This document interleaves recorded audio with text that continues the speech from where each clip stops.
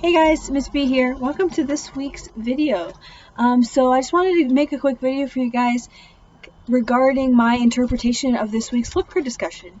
So I logged on to Flipgrid and I see I'm ready to be awesome, ready to give off my first or my discussion for the week, and I read the prompt, and the prompt reads, "For your final Flipgrid post, I want you to share a message about the human experience that the novel leaves with us. You could focus on a message about perspective, justice, equality, growing up, a combination of the four, or come up with something of your own. You'll still need to share a passage or two from the book that supports your thinking." All right, awesome. So this question to me seemed pretty open-ended and kind of gave me the opportunity to kind of interpret it on my own, which is exactly what you're going to need to do, is interpret what is this question asking me and how am I going to answer? How am I going to answer it? So first we need to start with what is the human experience and how do you define that on your own? And how do I interpret what exactly is the human experience and what are the messages of the human experience that Harper Lee's To Kill a Mockingbird gives us?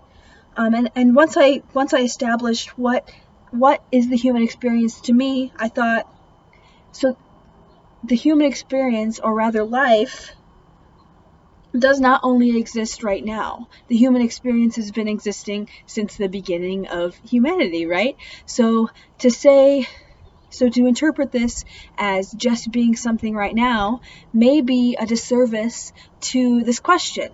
So there's quite a few ways to interpret these messages of the human experience and what this question is asking me. This question could be asking me, what is the message of the human experience historically and in the period that To Kill a Mockingbird is placed in?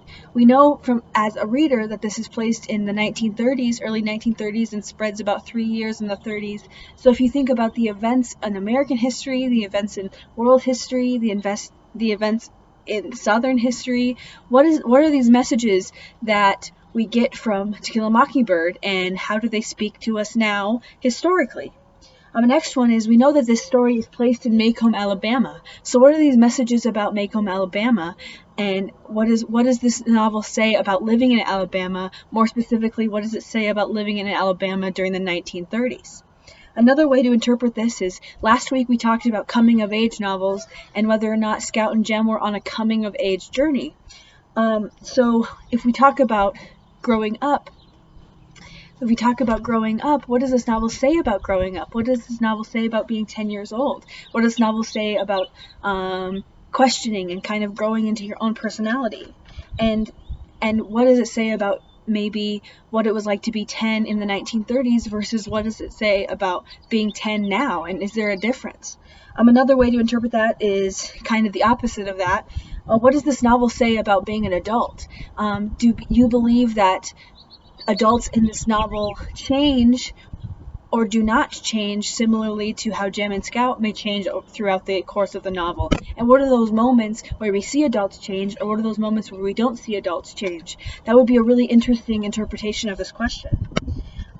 Another thing is, what are the relevant messages about the human experience for today? How is this novel still relevant today? What is the so what? Why are we reading this novel today? So what? Why do these messages matter to us now? Finding that so what and finding the messages that this novel may be giving us about the human experience is a really awesome way to interpret this question. Another thing is, how is this relevant personally? What are these messages that we're getting from To Kill a Mockingbird, and how are they relevant to us personally? And how can we interpret those and exhibit those in our daily life now? What is this novel saying about Rapid City, South Dakota? What is this saying about Central High School? What are the messages that we can gather and exhibit through our humanity now? What is this novel and these messages, how are they relevant to today during this corona outbreak, this COVID-19 pandemic, and these school shutdowns? How are these messages relevant or something that we may need to hear now? These messages, there's a ton of messages that we can get from this novel, right? So what is this novel saying to us? What is the big picture? What are these messages, and where are those key moments that we see those messages? And what can we take from this novel, right?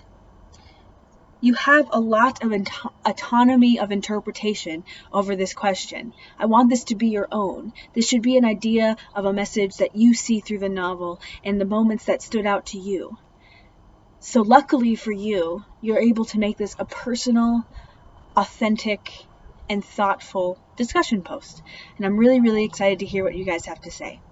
If you have any questions, feel free to email me at molly.boehler@k12.sd.us. But otherwise, I'm so excited to respond and listen to what you guys have to say. You're awesome, and have a good day.